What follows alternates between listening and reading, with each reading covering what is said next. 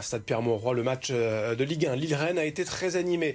Défaite 2-0 des Lillois et en coulisses pas mal d'agitation, en tribune aussi, avec encore une fois de la part des supporters lillois des chants et injures homophobes entendus dans les tribunes. Le collectif Rouge Direct estime qu'il y en a assez, que la coupe est pleine et dénonce dans un communiqué le laxisme de la LFP et du club lillois. Et Julien Ponte, porte-parole du collectif, est avec nous ce matin. Que dénoncez-vous exactement? Ces chants et injures homophobes, est-ce vraiment trop et systématique de la part des supporters lillois? Oui, bonjour. Effectivement, c'est systématique, non seulement pour les supporters lillois, mais aussi dans tous les stades de France à chaque journée du championnat. Il y a eu d'ailleurs un chant homophobe à la fin du match entre le PSG et le PFC le lendemain. Donc là aussi, il faut sévir. Enfin, parce que ce sont des clubs, que ce soit le LOSC ou bien le PSG, et beaucoup d'autres, des clubs multirécidivistes dans les chants homophobes qui ne sont pas sanctionnés à la hauteur du problème. Alors, Oui. clairement, pour se faire l'avocat du diable, est-ce que ces chants, et sans les citer, est-ce pour vous vraiment à l'encontre des homosexuels et donc homophobes, ou finalement juste des injures qu'ont pris l'habitude malheureusement de lancer les supporters, mais qui ne sont pas dirigées? Mhm. Oui, bien sûr, ça c'est une question qui se pose souvent, vous avez raison de la poser, il faut expliquer un peu les choses. En fait, ce sont des injures homophobes parce qu'elles utilisent le cliché de l'homme fragile, peu combatif, qui ne va pas au contact, qui ne va pas au combat. Voilà, vous voyez, ça c'est un cliché homophobe qui est repris par ses supporters pour injurier, pour humilier l'adversaire. Moi, ce que je constate, c'est que qui sont les fragiles aujourd'hui? Est-ce que c'est pas Monsieur Genesio? Est-ce que c'est pas Monsieur Létang, entraîneur et président du club de LOSC, qui fuit la conférence de presse après le match? Où sont-ils? Ils ne prennent pas la parole pour dénoncer les chants homophobes. Où sont les supporters qui donnaient beaucoup de la voix au stade Pierre-Mauroy pour les injures homophobes? On les entend plus. Qui est-ce qui est dans l'octogone aujourd'hui? Ce sont des gays, c'est le collectif Rouge Direct qui est au combat pour dénoncer et obtenir les sanctions pour ces chants homophobes. Alors, en général, il est demandé aux arbitres d'arrêter les rencontres après ce genre de chants. Est-ce que ça pourrait se systématiser selon vous? Qu'est-ce qu'il faut faire? Il y a un laxisme, c'est ça, de la part de la Ligue de football professionnel?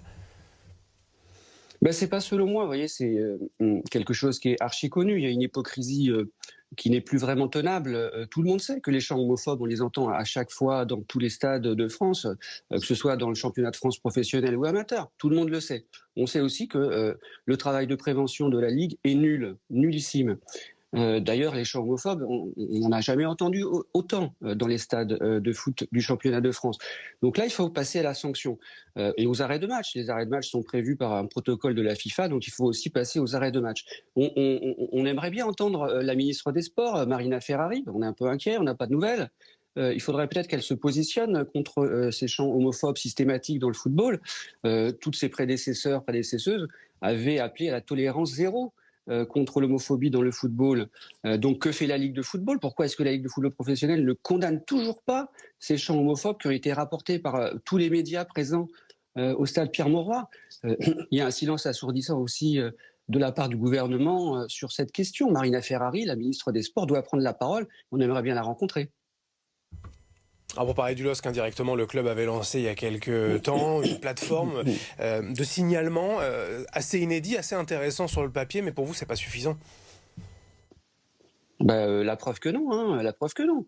Dès qu'on met un micro dans un stade, nous on entend les chants homophobes sur nos portables pour quand les matchs sont diffusés.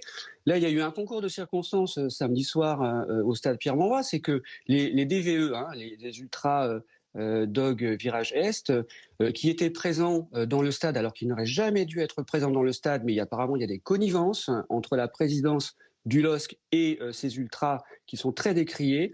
Et donc, ces ultras se sont retrouvés juste à côté de la tribune presse, vous voyez. Donc là, les médias, ils en ont pris beaucoup dans les oreilles de l'injure homophobe. Ils en ont témoigné, ils ont été très choqués.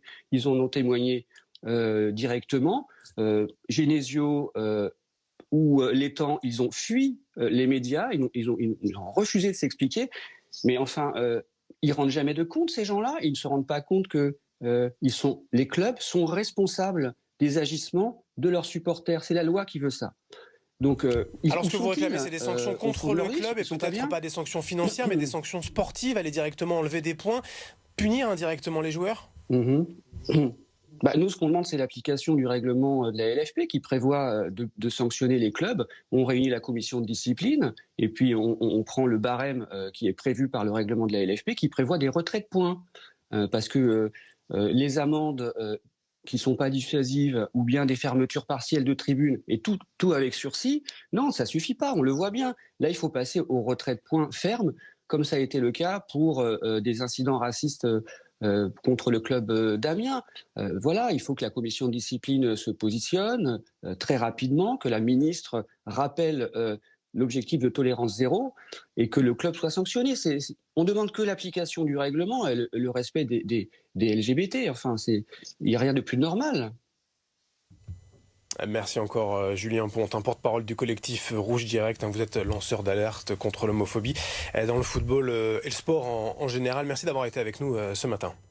Merci.